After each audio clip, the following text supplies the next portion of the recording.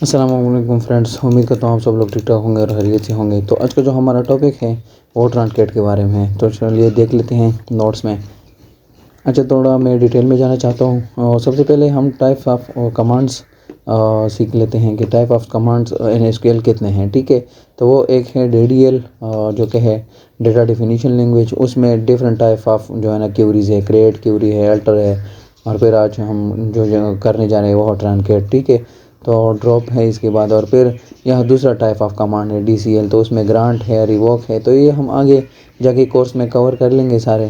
तो पिछली वीडियो में मैंने किया था अल्टर। ठीक है, तो अल्टर का हमने किया था कि किस तरह हम एक टेबल में कॉलम ऐड कर सकते हैं और किस तरह हम एक टेबल में जो है ना कॉलम के डेटा टाइप जो है ना वो डिक्लेयर कर सकते हैं, और किस तरह हम एक टेबल में नया कॉलम ऐड करते हैं। ठीक है, तो आज का जो हमारा टॉपिक है वो है ट्रांसलेट। अब ट्रांसलेट क्या है? This command is use for deleting all the data from the table without deleting the structure of the table. अच्छा, ट्रांसलेट का मतलब ये है कि ये टेबल में जितना भी डेटा आप लोगों के पास है तो वो डिलीट हो जाएगा, बाकी जो टेबल का स्ट्रक्चर है वो रह जाएगा। ठीक है, सिर्फ डेटा एरेस हो जाएगा। तो चलिए देख लेते हैं, अब प्रैक्टिकली करेंगे इसको, रन एज एडमिनिस्ट्रेटर करेंगे एसक्यूएल को। अच्छा, यहाँ पे आप लोगों ने बाय डिफ़ॉल्ट सिस्टम डालना है और फिर उसका अपना पासवर्ड जो है इंस्टॉलेशन के दौरान आप लोगों ने दिया है। ठीक है, तो इसके बाद हम देख लेते हैं हमारे पास जो स्टूडेंट का टेबल है उसमें कितना डेटा पड़ा है, कौन कौन सा डेटा है। ठीक है, तो उसके लिए हम लिखेंगे सबसे पहले select static from student, table का नाम लिखेंगे हमारे पास।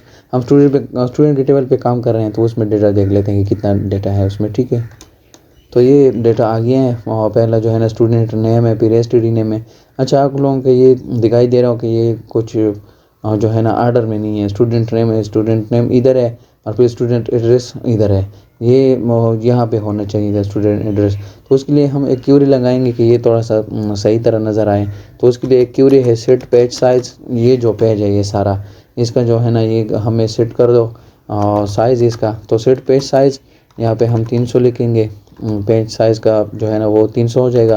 फिर सेट लाइन साइज़, ये दोनों बेसिक क्यूरी हैं, आप लोगों ने याद करनी है इसको। सेट लाइन साइज़ ये भी 300 करने हैं। अब हम देख लेते हैं ये वाली क्यूरी दोबारा हम चलाएंगे, सेलेक्ट स्टैटिक फ्रॉम स्टूडेंट, कि ये टेबल सही तरह नज़र आ जाए। ठीक है, तो यहाँ पे हम लिख लेते हैं सेलेक्ट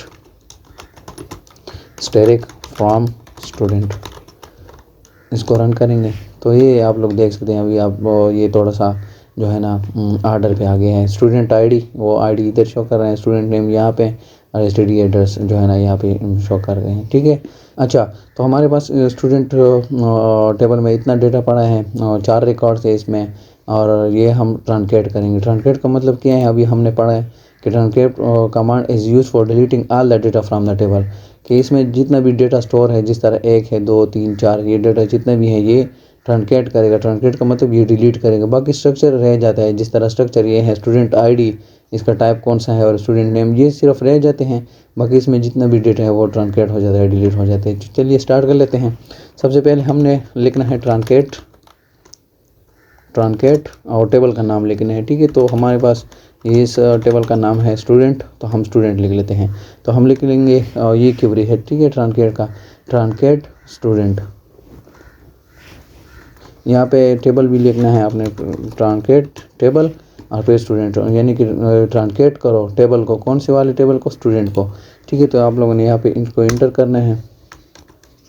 तो इसका वो जो है ना आप लोगों के पास ये मैसेज शो करेगा, ट्रांसलेट टेबल ट्रांसलेटेड, मतलब कि ये ट्रांसलेट हो गया।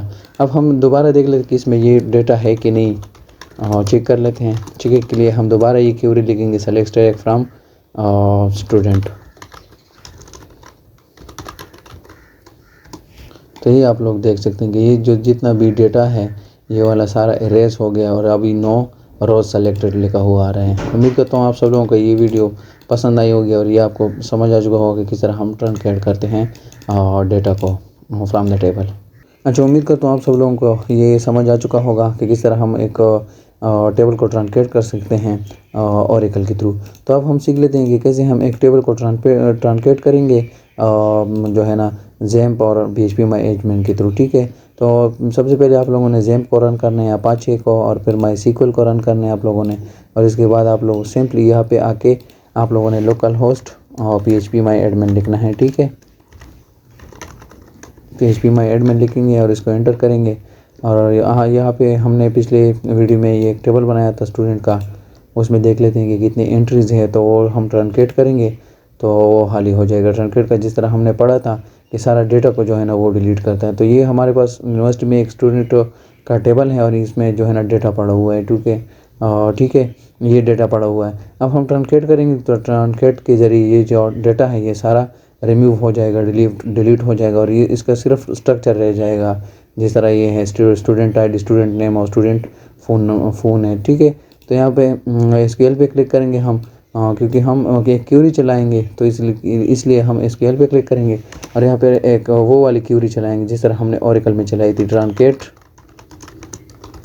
टेबल और फिर टेबल का अन्य नाम लिखना है। ठीक है, तो यहाँ पे हमारे पास टेबल का नाम स्टूडेंट है तो यहाँ पर हम स्टूडेंट लिखेंगे और इसको रन करेंगे तो आपके पास जो जितना भी डेटा था वो सारा ट्रांसलेट हो जाएगा।